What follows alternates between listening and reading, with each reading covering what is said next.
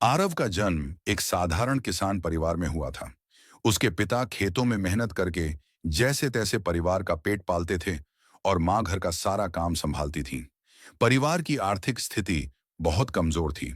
कई बार ऐसा होता कि घर में खाने के लिए पर्याप्त अनाज भी नहीं होता। आरव पढ़ाई में अच्छा था, लेकिन पैसे की कमी के कारण उसे अक्सर किताबें और कॉपियां उधार पर लेनी पड़ती। कई बार दोस्तों के पुराने बैग और फटे जूते पहनकर ही वह स्कूल जाता। गांव के कई लोग उसका मजाक उड़ाते, पढ़ लिख कर क्या कर लेगा, खेत जोतना ही है तुझे। लेकिन आरव के भीतर आग थी। वह जानता था कि अगर जीवन बदलना है तो शिक्षा ही उसका सबसे बड़ा हथियार है। संघर्ष का सफर स्कूल की पढ़ाई पूरी करने के बाद जब कॉलेज जाने का समय आया, तो पैसों की समस्या सबसे बड़ी दीवार बनकर खड़ी हो गई। उसके पिता बोले, बेटा, हम तुझे आगे पढ़ाने में असमर्थ हैं। तू चाहो तो खेतों में मेरी मदद कर। यह सुनकर आरव की आंखों में आंसू आ गए, लेकिन उसने हार नहीं मानी। उसने गांव के पास की एक चाय की दुकान पर काम करना शुरू किया।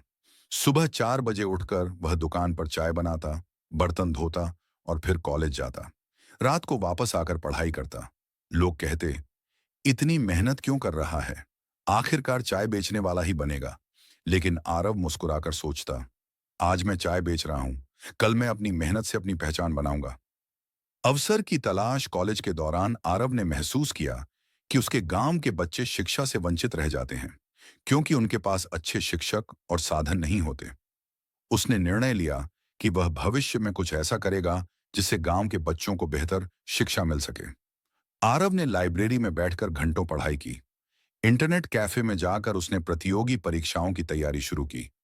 कई बार उसे नींद त्यागनी पड़ती, कई बार भूखा रहना पड़ता, लेकिन उसने अपने सपनों को कभी नहीं छोड़ा। पहली असफलता कई महीनों की मेहनत के बाद आरव ने पहली बार सरकारी नौकरी की परीक्षा दी। उसे पूरी उम्मीद थी कि वह पास हो जाएगा, लेकिन जब परिणाम आया तो उसका नाम सूची में नहीं था। यह उसके जीवन का सबसे बड़ा झटका था। कुछ पल के लिए उसका मन टूट गया। उसे लगा कि शायद गांव वाले सही थे, वह कभी सफल नहीं हो पाएगा। लेकिन तभी उसे अपनी माँ की बात याद आई, बेटा, असफलता का मतलब हार नहीं होता, यह तो सफलता की ओर बढ़ने का पहला कदम है। माँ की बात ने उसे फिर से खड़ा कर दिया। उसने और अधिक मेहनत करने का निश्चय किया।